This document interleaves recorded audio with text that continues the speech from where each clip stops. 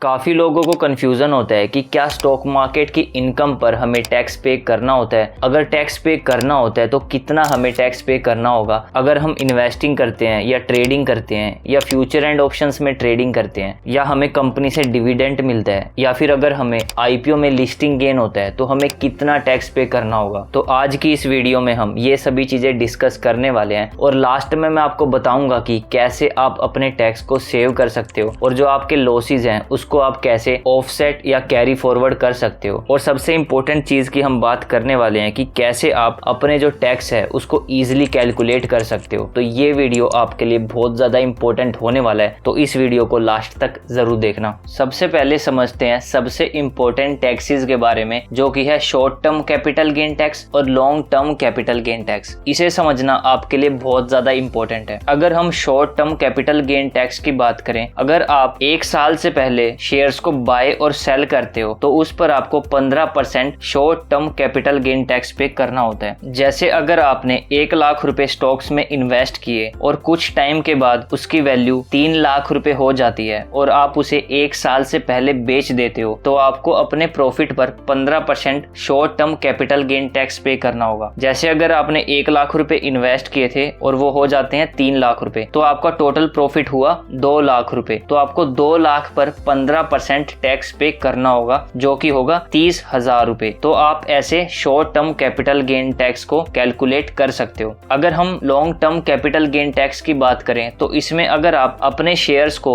1 साल के बाद बेचते हो तो उस पर आपको 1 लाख से ज्यादा के प्रॉफिट पर 10% long term capital gain tax पे करना होता है। जैसे अगर आपने 1 लाख रुपए इन्वेस्ट किए और कुछ टाइम के बाद वो 1 लाख 3 लाख रुपए हो जाते हैं और उसे आप 1 साल के बाद बेचते हो तो आपका टोटल प्रॉफिट हुआ 2 लाख रुपए। जैसा कि हमने बात की थी कि आपको 1 लाख से ज्यादा के प्रॉफिट पर आपको 10% टैक्स पे करना होगा, तो आपका टोटल प्रॉफिट हुआ 2 लाख रुपए। तो आपको 1 लाख पर कोई भी टैक्स पे नहीं करना और आपको बचे हुए 1 लाख रुपए पर 10% long term capital gain tax पे करना होगा, जो कि होता है 10,000 रुपए। तो आई होप आपको long term capital gain tax और short term capital gain tax का जो कंसेप्ट है वो समझ आया होगा और कैसे आप शॉर्ट टर्म और long term capital gain tax को कैलकुलेट कर सकते हो। बट कुछ लोग इंट्राडे ट्रेडिंग और फ्यूचर एंड ऑप्शंस में भी ट्रेडिंग करते हैं। अगर हम इंट्राडे की बात करें तो इंट्राडे की इनकम को स्पेकुलेटिव बिजनेस इनकम में काउंट किया जाता है और यहाँ पर आपको जो टैक्स पे करना होता है वो आपकी इनकम टैक्स स्लैब के अकॉर्डिंग टैक्स पे करना होता है। जैसा कि आप देख सकते हो कि मैंने एक इनकम स्लैब का एग्जाम्पल आपके सामने लिया है। जैसे अगर आपकी एनुअल इनकम 2.5 लाख से कम है तो आपको उस पर कोई टैक्स पे नहीं करना होगा, और अगर आपकी इनकम 2.5 लाख से 5 लाख रुपए तक है तो आपको 5% टैक्स पे करना होगा, और अगर आपकी इनकम 5 लाख से 10 लाख रुपए तक है तो आपको 20% टैक्स पे करना होगा, और अगर 10 लाख से ज्यादा आपकी इनकम है तो आपको 30% टैक्स पे करना होगा। तो इस टाइप से आपको इंट्राडे की इनकम पर टैक्स पे करना होगा। और ऐसे ही अगर आप फ्यूचर एंड ऑप्शंस में ट्रेडिंग करते हो तो उसे नॉन स्पेकुलेटिव बिजनेस इनकम में काउंट किया जाता है और आपको अपनी इनकम पर इनकम स्लैब के अकॉर्डिंग ही टैक्स पे करना होगा। तो आई होप आपको समझ आया होगा कि इंट्राडे की इनकम और फ्यूचर एंड ऑप्शंस की इनकम पर आपको किस प्रकार से टैक्स पे करना होगा और कैसे आप अपने टैक्स को इजीली कैलकुलेट कर सकते हो। अब देखते हैं कि अगर आपको कंपनी से डिविडेंड मिलता है, क्योंकि जब आप शेयर्स में इन्वेस्ट करते हो तो कंपनी आपको डिविडेंड देती है, तो आपको डिविडेंड पर कितना टैक्स पे करना होता है। तो बेसिकली जो डिविडेंड की इनकम होती है तो उसे इनकम फ्रॉम अदर सोर्सेज में काउंट किया जाता है, तो इस पर भी आपको अपनी इनकम टैक्स स्लैब के अकॉर्डिंग टैक्स पे करना होता है। तो आप जिस भी इनकम ब्रैकेट में आते हो तो आपको उसके अकॉर्डिंग ही टैक्स पे करना होगा। अब हम नेक्स्ट बात करने वाले हैं आईपीओ के बारे में, क्योंकि काफी लोगों का कंफ्यूजन होता है कि अगर हमें आईपीओ में लिस्टिंग गेन होता है तो उस पर भी क्या हमें टैक्स पे करना होगा। अगर हमें टैक्स पे करना होगा तो कितना टैक्स हमें पे करना होगा। बेसिकली आईपीओ में आपको 2 तरीके से टैक्स पे करना होता है, short term capital gain tax और long term capital gain tax. जैसे हमने स्टार्टिंग में लॉन्ग टर्म और short term capital gain tax का कंसेप्ट समझा था, वैसे ही यहाँ पर आईपीओ के केस में अप्लाई किया जाता है। जैसे अगर आपने आईपीओ में अप्लाई किया और आपको लिस्टिंग गेन हो जाता है और आप उसे 1 साल से पहले बेच देते हो तो आपको 15% प्लस सेस आपको पे करना होगा अगर आप 1 साल से पहले अपने शेयर्स को बेच देते हो। और अगर आप अपने शेयर्स को 1 साल साल से ज्यादा तक होल्ड करते हो और उसके बाद बेचते हो तो आपको 1 लाख से ज्यादा के प्रॉफिट पर 10% long term capital gain tax पे करना होगा। तो फाइनली हमने ये तो समझ लिया कि स्टॉक मार्केट की इनकम पर आपको कितना टैक्स पे करना होता है, बट अब समझते हैं कि कैसे आप स्टॉक मार्केट के जो टैक्सेस हैं उनको सेव कर सकते हो और जो अपने लॉसेस हैं उनको कैसे आप ऑफसेट कर सकते हो। इसे एक एग्जांपल के थ्रू समझते हैं। जैसे अगर आपने 5 लाख रुपए आज इन्वेस्ट किए और आप उसे 1 साल से पहले बेच देते हो और आपको उस पर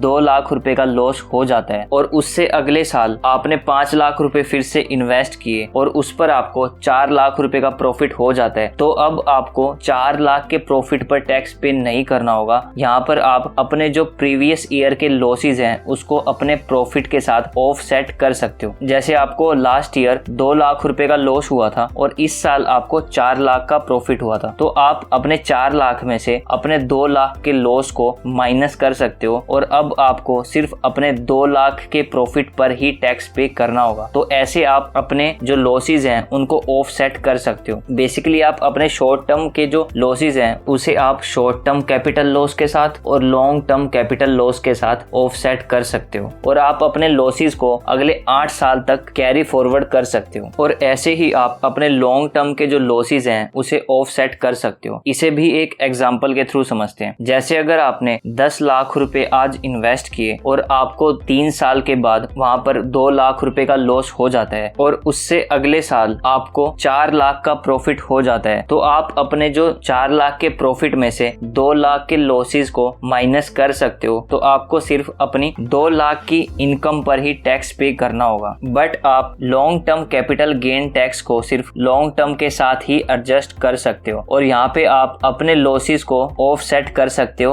और अगले 8 सालों तक इसे कैरी फॉरवर्ड कर सकते हो। और अगर हम इंट्राडे ट्रेडिंग की बात करें तो इंट्राडे ट्रेडिंग में आप अपने इंट्राडे के लॉस को अपने इंट्राडे के प्रॉफिट के साथ में ऑफसेट कर सकते हो और आप अपने लॉसेस को अगले 4 साल तक यहाँ पर कैरी फॉरवर्ड कर सकते हो। और अगर हम फ्यूचर एंड ऑप्शंस की बात करें तो फ्यूचर एंड ऑप्शंस में आप अपने लॉसेस को अगले 8 साल तक कैरी फॉरवर्ड कर सकते हो और आप अपने जो लॉसेस है उसे किसी भी इनकम के साथ ऑफसेट कर सकते हो अगले 8 सालों तक। तो आई होप आपको ये जो पूरा कंसेप्ट है कैसे आप टैक्स को सेव कर सकते हो और कैसे अपने लॉसेस को ऑफसेट और कैरी फॉरवर्ड कर सकते हो। बट जो सबसे बड़ी प्रॉब्लम हम फेस करते हैं वो है कि कैसे हम अपने टैक्स को कैलकुलेट करें, क्योंकि हम different mutual funds, different stocks और हम intraday trading, long term investment और फ्यूचर एंड ऑप्शंस में ट्रेडिंग करते हैं। तो इसमें बहुत ज्यादा मुश्किल हो जाता है कि कैसे आप अपने टैक्स को कैलकुलेट कर सकते हो। तो यहाँ पर मैं आपको एक सिंपल ट्रिक बताने वाला हूँ जिसके थ्रू आप अपने टैक्स को इजीली कैलकुलेट कर सकते हो। तो आपको सिंपल अपनी एप्लीकेशन ओपन करनी है जिसके थ्रू आप इन्वेस्टमेंट या ट्रेडिंग करते हो। बेसिकली मैं ग्रो एप्लीकेशन यूज करता हूँ, तो मैं आपको ग्रो एप्लीकेशन में बता सकता हूँ कि कैसे आप अपने टैक्स को इजीली कैलकुलेट कर सकते हो। बट अगर आप कोई और एप्लीकेशन भी यूज करते हो तो वहां पर आपको डेफिनेटली ये फीचर देखने को मिल सकता है। तो आपको सिंपली प्रोफाइल पे जाना है। तो प्रोफाइल पे जाने के बाद आपको सबसे नीचे देखने को मिलता है रिपोर्ट्स का ऑप्शन। तो सबसे ऊपर आपको देखने को मिलता है tax proof investment statement, capital gain tax mutual fund, capital gain stocks,